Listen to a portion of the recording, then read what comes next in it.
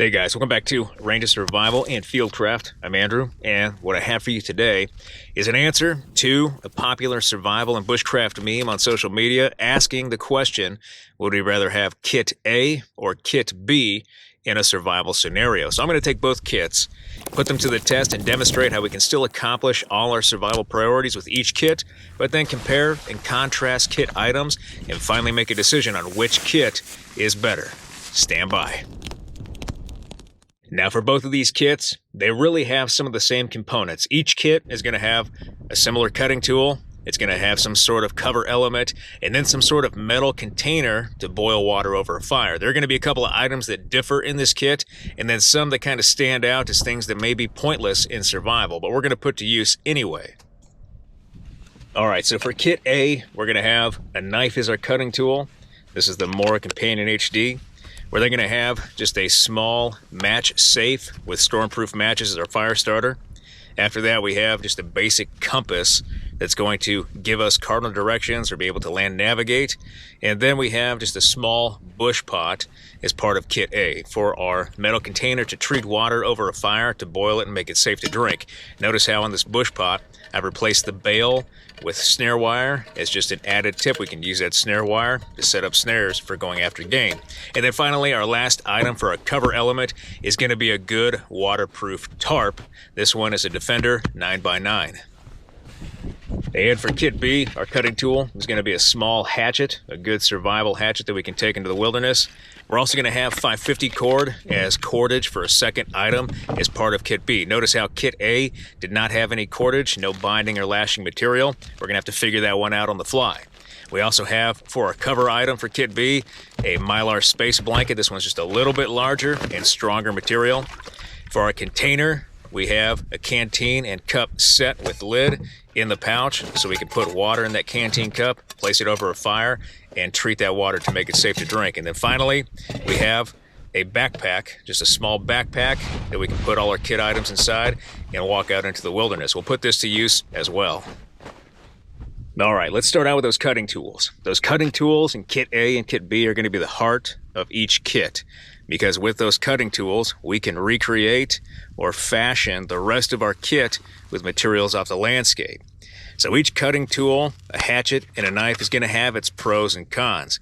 It's colder out today, and we're getting into winter, so maybe that hatchet is actually going to be a better tool for us compared to that knife. But let's take a look. Let's start with the obvious, that survival hatchet. With that hatchet, there's no prep time, and there's no other tools that we may need to actually start taking down material and processing it into smaller sections. With that hatchet, all we have to do, unsheath it and start going to work. We're going to use this dead tree to demonstrate some of the skills with the hatchet about how efficient and easy it is for us to use. A small portable hatchet like this can quickly take down trees and material and begin processing it down into smaller and smaller sections for firecraft or sheltercraft. With a hatchet, we save time, effort, and calories, especially in a colder environment like today. Now let's contrast that hatchet with our survival knife. That survival knife from Kit A is still a good cutting tool, and it's going to be able to handle a lot of the finer cutting tools that we would need for trap building and different carving techniques around camp.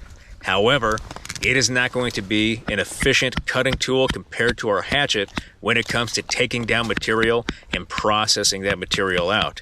We just don't have enough mass behind that survival knife to be as efficient as that hatchet. So we need to add mass temporarily behind that knife in order to process material from larger sections to smaller sections. So how we do this is by crafting just a simple baton or dig stick. We can grab a dead stick off the ground to act as a temporary baton, and then beaver chew around a larger section of material, breaking it into an appropriate size, and then crafting one end into a spade end and rounding the top, giving us a permanent or semi-permanent dig stick or baton, a multifunctional tool that we can use. As you can see, with that simple baton that we craft using a dead stick and then making a permanent baton, we can actually process a lot of material by adding mass behind our blade. We can take down material, beaver chew other sections, and then split them for firewood. This is going to take a lot longer as compared to that hatchet, but now we're almost as efficient, and we have a way to accomplish the same skills as our hatchet with our knife. But when it comes down to it, if we're going to have to choose a cutting tool from either Kit A or Kit B, given the time of year, given the weather that it's below freezing, it's in the single digits, and we're going to need a lot of firewood to get a good established fire to stay warm through the cold night, that hatchet is going to be the primary tool we're going to use to take down a lot of material very quickly to build up a good sustainable fire to make it through what could be a very cold night. When it comes to fire prep, speaking of long fires, making shavings is the best way for that hatchet to accomplish a similar job compared to the knife. We simply just make shavings. They're going to be rough, a little bit thicker, but those shavings will act as tinder for our fire compared to what we can do with our knife. With our knife, everybody's favorite, feather sticks. These are going to be finer shavings, going to give us a lot of surface area and will light a little bit easier compared to our hatchet shavings. Now, before we make fire, because one kit actually has a fire starter and the other kit does not have a fire starter, let's talk about finer carving skills and techniques with our cutting tools. With that knife, we have the ability to craft a lot of different things off the landscape. One demonstration of notching capabilities compared to the hatchet is going to be just making simple deadfalls like this figure 4 deadfall. With the knife, all the notches, the cabin notch, the L7 notches, the spade ends are going to be too easy for us to carve with a knife, which makes the knife a very useful tool for our survival. That is where our survival knife as part of Kit A is going to shine as compared to our hatchet. Fine carving, fine motor skills like basic notches to set up more complex deadfalls, or even carving different tools or smaller things like a food shovel that we may need around camp once we actually get food with our trap. Now with that hatchet, we can carve different deadfall traps, but they're not going to be as elaborate or complex compared to our knife because we just don't have the ability to do a lot of fine carving with a hatchet. But we can still accomplish the same thing. A basic deadfall that we can put together is just a simple promontory peg. We harvest a stick about a foot long or so and square off the ends. We're going to make 2 cuts about halfway into the material, one on each side, approximately 3 inches apart from the center of the stick. We can now take that stick, break it in half, and use it as a simple peg, sharpening one end to create a deadfall to go after small game and potentially use that game for bait for larger traps. All right, so with the hatchet and the knife, we can accomplish basically the same skills, although they're going to have a little bit better techniques as far as processing larger material with a hatchet as compared to finer carving skills with a knife. But before we jump into fire here next, let's take a look at an improvisational way we can actually get fire with one of our cutting tools, that being our survival knife. The Mora Companion HD is made of high carbon steel, meaning if we find a hard rock and we strike the spine of our blade on the back at a downward angle, we can drive off small pieces of metal that will ignite and turn into sparks, giving us a sparking source.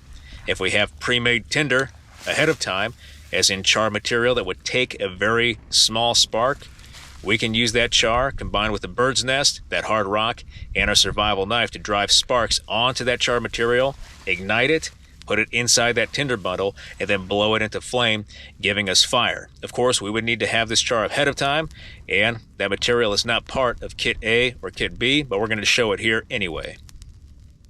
Now, as far as Kit A and Kit B, I would argue we do actually have 2 fire starters, one in each kit.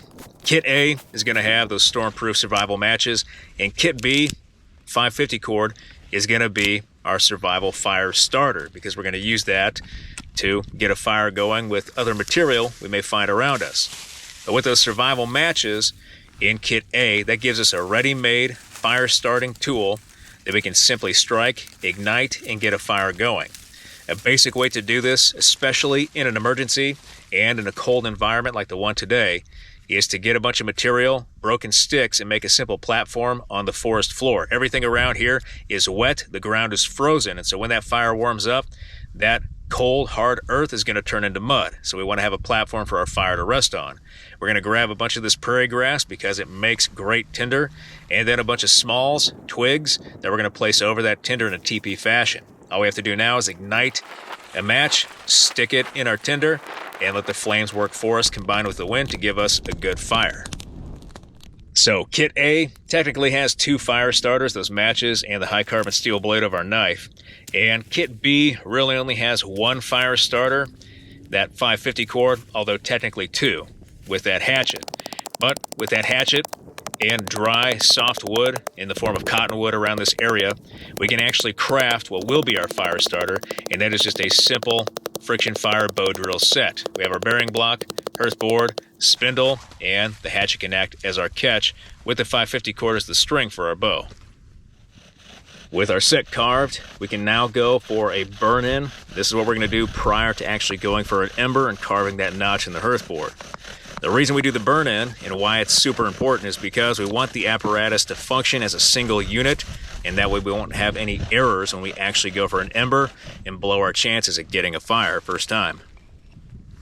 Spoiler alert, this was our 3rd attempt at a bow drill and the 2nd bow drill set we've carved today to get a fire for this video. Even with a lot of practice and a lot of bow drills under my belt, we can still screw up a friction fire set, which would mean that kit A would have an advantage in firecraft, given that it has a fire starter, technically 2, and kit B with just the hatchet and paracord is kind of lacking in a fire starter. Having primitive fire is never the way to go in any survival situation, but it's a skill that needs to be practiced even in cold conditions and windy conditions like this, with limited resources that may not be the best material available to actually get a fire in a survival situation. So we should never depend on friction fire at all in a survival situation. So kit A is going to have the advantage in this case, but we were still successful. And even at the end, we almost lost the ember because the spindle blew out, but it was smoking on its own. We added the spare dust right on top, and we're able to apply it to a tinder bundle, blow it into flame, and get our friction fire for this video. Task complete. All right, with the mental and physical crucible that is friction fire making in cold climates and winter weather complete, let's now jump into our containers. Kit B is going to have one of my favorite containers for a survival kit, and that is just a simple canteen and cup set. We have the canteen, nesting cup, the lid, and the pouch, all as one, as part of our kit for kit B. With this, we can transport water in that canteen very easily without losing that water, but we can place the water inside the canteen cup and then put that canteen cup in the fire to boil that water to make it safe to drink. The best way to do this is to grab 2 green sticks that are relatively long and use them as a pair of tongs in between the handles of the canteen cup, place it over the fire, and get that fire to boil our water to make it safe to drink. This is how we're going to treat our water with kit B to give us water to hydrate, especially in a cold climate when we need it the most. So with kit B, we have a canteen and canteen cup with lid as our container. With kit A, we have a bush pot. And we also have our survival knife, which means that we can get a little bit crafty on how we suspend this bush pot over the fire. This bush pot does have bat wing handles, so we can place it in the fire, lid on, directly on the ground to bring our water to a boil. However, now we can actually make just a simple pot hanger with a couple of sticks to suspend that pot over the fire to treat our water. So how we're going to suspend this bush pot over the fire is just a very simple technique. We need 3 sticks. One stick is going to be a Y stick or a fork stick that's going to go straight into the ground right next to our fire, standing up. We're then going to get a longer stick, and we're going to lay that down in the Y, or the fork of our stick that's up, anchor the other end into the earth, and then on the top of the tip that is suspended over the fire now of that longer stick, we're just going to carve a small spade end with a divot so it can fit those pot hanger notches. With our pot hanger notch stick, we're going to carve a couple so we can adjust the height of our bush pot over the fire, either raising or lowering it. The benefit of having a pot hanger like this is that it takes up only 1 degree of the 360 degrees around the circle of our fire, meaning that we have access to the remaining 359 degrees around that fire to use it for whatever we need, while our pot hangs over the fire and that water comes to a boil, making it safe for us to drink. Both containers from Kit A and Kit B will allow us to treat that water and make it safe to drink, boiling it over a fire so we can stay hydrated. However, only one of the containers, canteen and cup set from Kit B, will allow us to transport that water without losing any. We'll lose the water in the bush pot if we try to walk around the woods with it, spilling it out the sides. However, it should be noted that we run the risk of rupturing that canteen filling with water in a winter environment as it freezes and the ice expands. We won't have that problem with the bush pot. Now let's talk about our cover elements. In Kit A, we're going to have a nice waterproof tarp. This is a 9x9 Defender tarp. And then in Kit B, we're going to have a Mylar blanket. With Kit B, we have cordage so we can suspend our shelter, but in Kit A, we don't have any cordage to suspend our shelter, so we're going to have to improvise on how we set up that tarp. So with Kit A, we have this nice big waterproof tarp to act as our cover element so we can create a shelter, get out of the elements, and stay warm and try to get some sleep in our survival scenario. However, we don't have any cordage to actually suspend this tarp and make that shelter. Add on to that, the only cutting tool we have is our small survival knife in Kit A, as well as that dig stick or that mallet baton that we crafted earlier. So we're going to have to improvise and get a little bit creative with the items we select to build this shelter. One way we could do this is by simply harvesting a sapling that is a little bit longer than our tarp is long to create what's called a ridge pole.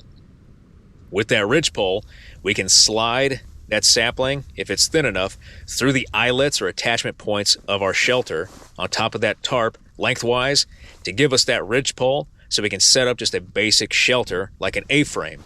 In this case, what we're going to do is harvest that sapling, slide it through the eyelets, fix one end to the fork end of our sapling with that attachment point to our tarp, and then on the other end, we're going to carve just a simple pot hanger notch and slide that last eyelet over that notch to keep it in place nice and taut so we can actually suspend this ridgepole shelter.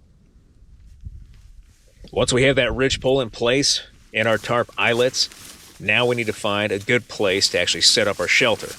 We're going to want to find brush or trees or something to act as suspension points for each end of our ridgepole. Here we can look for an open area where we have other standing willow or shrubs, and then a clear space underneath to give us a spot where we can actually lay down and put a debris bed. Once we find that point, we just walk our shelter over. We're going to fix our left and right ends to that shrubbery, whatever's standing there, secure it in place as best as possible. And then we're going to carve a couple of tent stakes for the eyelets or points of attachment at the corners of our shelter, and then hammer those into the ground to give us just a basic A-frame. The best part about this is that we can just lift up one eyelet off one stake at a corner, fold it back, climb underneath our shelter, and then reattach that point of the tarp to the stake while we're inside to give us a complete shelter to get out of the elements, stay warm, and get some sleep. With our ridgepole, A-frame, and tarp set up with Kit A, now we can move on to our shelter with Kit B. In Kit B, we have the added benefit of having cordage this time, but we only have a Mylar blanket as our cover element for Kit B. So we're going to have to get creative. The first thing we're going to do is make 4 tent stakes again, and we're going to attach 550 cord to those tent stakes to give us good anchor points for our Mylar blanket. Then we're going to use the same sapling material we used for our ridgepole as part of Kit A to establish our framework for Kit B. Only this time we're going to take our dig stick, we're going to pound 4 holes in the ground, giving us our shelter space, and then we're going to take those saplings and we're going to place them in those holes and fold them or cross them with one another, establishing our basic framework for our shelter. This is going to give us a dome debris shelter framework, and then we can use that 550 cord to tie those saplings together so they don't come undone. Now that we have that framework complete, we're ready for our Mylar blanket. We're going to unfold that blanket, and then we're going to lay it shiny silver side down over top of our framework to make the inside of our shelter with that green facing out. Take note of the Mylar, and now we have a giant X of tape on the shiny side of our Mylar blanket to act as an emergency signal for survival. Just other things we can do, tips and tricks to add to our kit to enhance them for whatever scenario we find ourselves in. Once we have that Mylar laid over top of our shelter, we're going to keep the Mylar open for our shelter facing south. That way we get the radiant heat from the sun inside our shelter combined with the radiant heat from our fire to keep that shelter warm throughout the day as well as warm throughout the night.